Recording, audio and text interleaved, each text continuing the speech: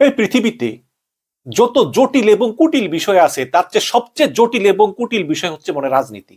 এই রাজনীতির রূপ ক্ষণে ক্ষণে পরিবর্তিত হয়। এখন যেমন একটু পরেই তেমন, তার একটু পরে আরেক রকম। তো এই কারণে বলছি যে আমি পুরোপুরি বিশ্লেষণ করলে আপনারা বুঝতে পারবেন। একটা খবর পড়ে শোনাই, সেটা হচ্ছে যে মার্কিন দূতাবাসের চার্জ দ্য অ্যাফেয়ার্স এর সঙ্গে বিএনপির প্রতিনিধি দলের সাক্ষাৎ বৃহস্পতিবার মানে আজকে সকাল 10টায় গুলশানে মার্কিন দূতাবাসের চার্জ দ্য অ্যাফেয়ার্স মেগান বোলদিনের বাসায় ঘণ্টাব্যাপী এই বৈঠক শুরু হয়। এই বৈঠকে বিএনপির মহাসচিব মির্জা ফখরুল ইসলাম আলমগীরের নেতৃত্বে 3 সদস্যের একটি প্রতিনিধি দল ঢাকায় মার্কিন দূতাবাসের চার্জ দ্য অ্যাফেয়ার্স মেগান বোলদিনের সঙ্গে বৈঠক করেছেন। বিএনপির মিডিয়া সেলের সদস্য সাইরুল কবির খান জানান যে বৃহস্পতিবার সকাল 10টায় গুলশানে বোলদিনের বাসায় ঘণ্টাব্যাপী বৈঠক হয়। বিএনপির স্থায়ী কমিটির সদস্য আমির খসরু মোহাম্মদ চৌধুরী এবং সাংগঠনিক সম্পাদক শামা ওবায়েদ ও মার্কিন রাষ্ট্রদূতের বাসায় চা খেতে যান। সাইরুল বলেন যে বৈঠকে বাংলাদেশ ও যুক্তরাষ্ট্রের মধ্যকার পারস্পরিক স্বার্থ সংশ্লিষ্ট বিষয় নিয়ে আলোচনা হয়। এই যে বলেছেন যে বৈঠকে বাংলাদেশ এবং যুক্তরাষ্ট্রের মধ্যকার পারস্পরিক স্বার্থ সংশ্লিষ্ট বিষয় নিয়ে আলোচনা হয়, এই তো গদ বাঁধা কথা। পারস্পরিক স্বার্থ সংশ্লিষ্ট এগুলো বহু শুনছি, হাসিনা আমলেও বলতো যে স্বার্থ সংশ্লিষ্ট বিষয় নিয়ে আলোচনা হচ্ছে। আসলে এটা কি? It doesn't mean anything. কিন্তু এই বৈঠকে আসলে কি ব্যাপারে আলোচনা হয়েছে? হঠাৎ করে কেন এই মার্কিন দূতাবাসের চার্জ দ্য অ্যাফেয়ার্স এই বিএনপির প্রভাবশালী 3 নেতাকে তাদের দূতাবাস আমন্ত্রণ জানালো?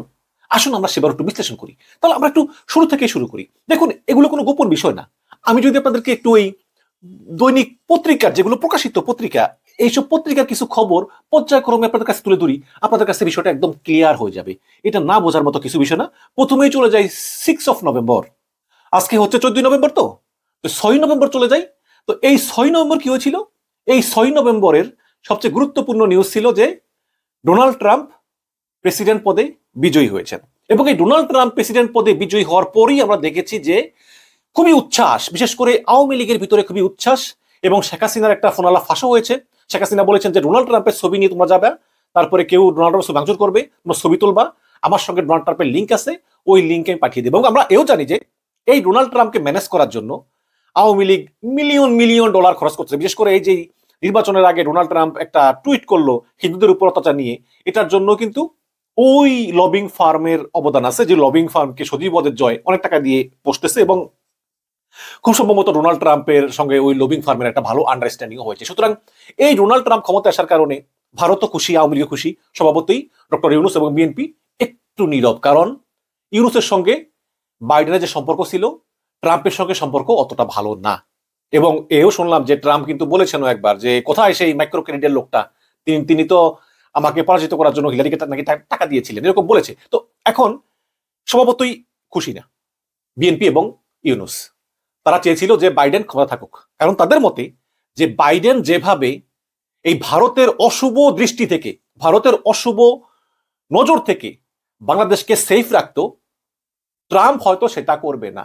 ট্রাম্প হয়তো ভারত যাই করুক না কেন, ট্রাম্প হয়তো ওই ধরি মাছ নাচুই পানি এর কটা ভান করবে। যদিও ট্রাম্প এখনো ক্ষমতা গ্রহণ করেনি, ট্রাম্পের ক্ষমতা গ্রহণ করতে আরো 1-1.5 মাস অন্তত বাকি আছে, 1.5 মাসেরও বেশি সময়। বাট তারপরেও ট্রাম্প তো অন্তত 2 মাস পরে বা 1.5 মাস পরে ক্ষমতায় আসবে, তাই না? এখনো প্রেসিডেন্ট বাইডেনই ক্ষমতায় আছে। তো এখন বিএনপি চিন্তা করলো যে এমত অবস্থায় তো আসলে একমুখী হয়ে থাকা ঠিক না। এবং আপনারা জানেন যে যেহেতু সুষ্ঠু নির্বাচন হলে বিএনপি ক্ষমতায় আসবে বলেই ধরে নেওয়া হয়, এই কারণে কিন্তু বহির্বিশ্বের প্রতিটা দেশের কিন্তু বিএনপির দিকে চোখ আছে। যেসব দেশগুলো যদি বিএনপিকে চেনার দাম দিত না, তারাও কিন্তু এখন বিএনপিকে আমন্ত্রণ জানাই, বিএনপির সঙ্গে কথা বলতে চায়। তো এই সূত্র ধরে কিন্তু হাসিনা পালিয়ে যাওয়ার পরই বিএনপির উপর চীনের আমন্ত্রণ ছিল, ভারতেরও আমন্ত্রণ ছিল, সবারই আমন্ত্রণ আছে, কিন্তু বিএনপি একটু বুঝে শুনে করছে। তো দেখেন আপনারা, 6 তারিখে যখন ডোনাল্ড ট্রাম্প নির্বাচনে বিজয়ী বলে ঘোষণা এলো, 7 তারিখে কি করলো? 7 তারিখে দ্রুত চীনের টিকিট কেটে বিএনপি একটি প্রতিনিধি দল চীন সফর করলেন। এখানে লিখেছে যে চীনের কমিউনিস্ট পার্টির আমন্ত্রণে দেশটিতে গেলেন বিএনপির vice chairman doctor Asaduzzaman Khan রিপনের নেতৃত্বে একটি প্রতিনিধি দল। বৃহস্পতিবার বেলা 3টায় চায়না সাউদার্ন এয়ারলাইন্সে করে ঢাকা থেকে রওনা হলেন এই প্রতিনিধি দলটি। এই প্রতিনিধি দলে আরো রয়েছেন বিএনপির যুগ্ম মহাসচিব হাবিবুন নবী খান সোহেল, বিএনপির খুলনা বিভাগের ভারপ্রাপ্ত সাধারণ সম্পাদক অনিন্দু ইসলাম অমিত এবং বিএনপির মিডিয়া সেলের সদস্য মাহবুবা হাবিবা। তো বিএনপির এই প্রতিনিধি দল তারা চীনে গেলেন এবং চীনে গিয়ে তারা স্বার্থ সংশ্লিষ্ট বিভিন্ন বিষয় নিয়ে আলোচনা করবেন। স্বার্থ সংশ্লিষ্ট বলতে তো আসলে একটাই, চীন কেন বিএনপিকে আমন্ত্রণ জানালো? চীন বিএনপিকে আমন্ত্রণ জানানোর উদ্দেশ্য হচ্ছে একটা, সেটা হচ্ছে যে বাংলাদেশের উপর থেকে ভারত এবং আমেরিকার প্রভাব হ্রাস করা। ইন্টারন্যাশনাল পলিটিক্সে যে যে যার যার বিষয় চিন্তা করে ভাই, এখানে কেউ বন্ধু না কেউ শত্রু না, সবাই চায় সবার নিজের স্বার্থ। এই অঞ্চলে চীন অবশ্যই চায় যাতে আমেরিকা এবং ভারত দূরে সরে যায়, এটাই চীনের স্ট্র্যাটেজি। যদিও বলা হয় যে স্বার্থ সংশ্লিষ্ট বিষয় নিয়ে আলোচনা হয়েছে, কিন্তু কিন্তু এটাও তো সত্য যে চীন বিএনপিকে বলেছে তোমাদের যা লাগে আমরা দেব, কোনো সমস্যা না, তোমাদের পাশে আসি, কিন্তু ভারত এবং আমেরিকাকে দূরে সরিয়ে রাখো। এবং বিএনপিও চিন্তা করেছে যে এতদিন যেভাবে প্রেসিডেন্ট বাইডেন গণতন্ত্র এবং মানবাধিকার রক্ষায় এবং বিএনপির পক্ষে এবং বর্তমান সরকারের পক্ষে যেভাবে কাজ করে চলেছে, ডোনাল্ড ট্রাম্প আসলে সেই কাজটা হয়তো তিনি নাও করতে পারেন, এবং না করার কারণে বিএনপি তার স্ট্র্যাটেজি পরিবর্তন করে এই চীন সফরে গেল। হয়তো যদি ডোনাল্ড ট্রাম্প প্রেসিডেন্ট না হয়ে কমলা হ্যারিস প্রেসিডেন্ট হতেন, হয়তো বা বিএনপি চীন সফরে যেত না, কারণ বিএনপি একটু আনসিকিউর ফিল করতেছে যে ট্রাম্পের প্রশাসনকে আসলে বিশ্বাস করা যায় না। যেহেতু ট্রাম্প এবং মোদি ভালো বন্ধু, কাজেই ট্রাম্প কিন্তু হয়তো ওভাবে আর বাংলাদেশকে এই ভারতের অশুভ ছায়া থেকে প্রোটেকশন দিব না। ঠিক এই কারণেই বিএনপি তার প্রতিনিধি দলকে চীনে পাঠিয়েছে, এবং অবশ্যই চীন বলেছে যে এই অঞ্চল থেকে আমেরিকা এবং ভারতকে দূরে সরিয়ে রাখতে হবে। এবং বিএনপির আরেকটা বড় চিন্তাও আছে, সেটা হচ্ছে যে ভারত থেকে ইতিহাসের নিকৃষ্টতম যেসব গুজবগুলি ছড়ানো হচ্ছে একের পর এক, হাসিনা পালিয়ে যাওয়ার পরে প্রথম যেসব এইসব গুজব ছড়ানো হচ্ছিল, তখন আমরা মনে করতাম যে মনে হয় এই গুজবটা কিছুদিন পর এমনি থেমে যাবে, এখন হাসিনা পালিয়ে গেছে গরম গরম 5ই আগস্টের পরে আর কি। কিন্তু আমরা দেখলাম যে না, এই গুজব অনবরত কন্টিনিউ করতেছে, এবং রাষ্ট্রায়ত্ত বিভিন্ন জাতীয় মিডিয়াগুলো, রিপাবলিক টিভি, আনন্দবাজারের মতো বড় বড় মিডিয়াগুলো তারা পরিকল্পিতভাবে এই গুজব ছড়িয়ে যাচ্ছে, এবং এদের গুজবের মাত্রা এত ভয়ঙ্কর যে শুনলে আপনি নিজেও অবাক হয়ে যাবেন।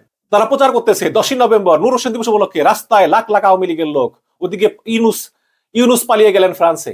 আনন্দবাজার পত্রিকার মতো একটা ঐতিহ্যবাহী পত্রিকা অনবরত গুজব ছড়িয়ে যাচ্ছে। আমি তাদের হেডলাইনটা আমি আপনাদের একটু দেখাই।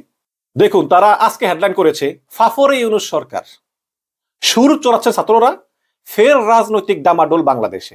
আন্দোলনের সময় শেখ হাসিনার পুলিশের গুলিতে যে ছাত্ররা আহত হয়েছেন, তারা ঠিকমতো চিকিৎসা পাচ্ছেন না, এজন্য তারা রাস্তাঘাটে বিক্ষোভ করতেছেন।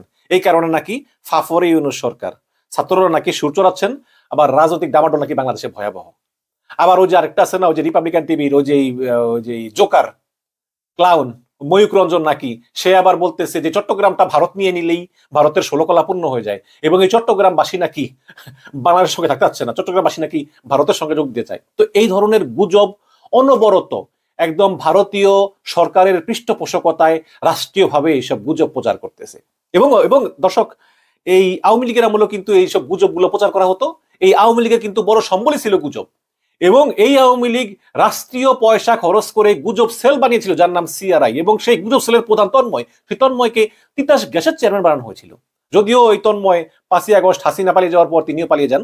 তো সেই আওয়ামী লীগ সেই গুজবের ধারাবাহিকতা বজায় রেখে কিভাবে এই 5ই আগস্ট গণহত্যা চালিয়ে মাপ চাইবে, ক্ষমা চাইবে, নিজেদেরকে শুধরাবে, তা না করে নতুন নতুন গুজব ভারতীয় সরকারের সহায়তায় তারা এগুলো করে। আমি অনেকবার বলেছি, ভারত রাষ্ট্রের প্রতি আমাদের কোনো ক্ষোভ নেই, আমাদের ক্ষোভ হচ্ছে ভারত সরকারের বাংলাদেশ নীতির প্রতি। তো এইসব পরিবর্তিত পরিস্থিতিতেই বিএনপি চিন্তা করেছে যে আমাদেরকে চীনের সঙ্গেও বন্ধুত্ব রাখা উচিত। আমাদের সঙ্গে চীনের সঙ্গে বন্ধু থাকবে, আমাদের সঙ্গে আমেরিকার সঙ্গে বন্ধুত্ব থাকবে, ভারতের সঙ্গে আমরা আমেরিকার মাধ্যমে হয়তো যোগাযোগ রাখবো, কিন্তু ভারতের সঙ্গে বাণিজ্যিক সম্পর্ক থাকবে, এটা এটা এটা থাকতেই হবে। এই ধরনের নীতির কারণেই আসলে আমেরিকা একটু ক্ষুব্ধ হয়েছে, কারণ আমেরিকাতে এখনো কিন্তু বাইডেন তিনি প্রেসিডেন্ট আছেন। এবং বিএনপির এই প্রতিনিধি দল কেন চীন সফরে গেল, এবং চীন সফরে গিয়ে কি কথা হলো, এবং এই চীন বাংলাদেশের প্রতি কতটুকু ভয়ঙ্কর, এবং বিএনপিকে আসলে ভারত এবং আমেরিকার যে কোয়াড, এই কোয়াডের প্রতি যে বিশ্বস্ত থাকা উচিত, এবং এই ইন্দো প্যাসিফিক যে স্ট্র্যাটেজি আছে এটার আওতাধীনে থাকা উচিত, মোটা দাগে এইসব বিষয় বিএনপিকে বোঝানোর জন্যই মূলত আমেরিকা বিএনপিকে আমন্ত্রণ জানিয়েছে। এর পিছনে আরেকটা কারণ হচ্ছে যে সামনের দিকে বিএনপি ক্ষমতায় আসতে চায়, এবং সুষ্ঠু নির্বাচন হলে বিএনপি ক্ষমতায় আসবে, এটা অনেকের মতো আমিও মনে করি।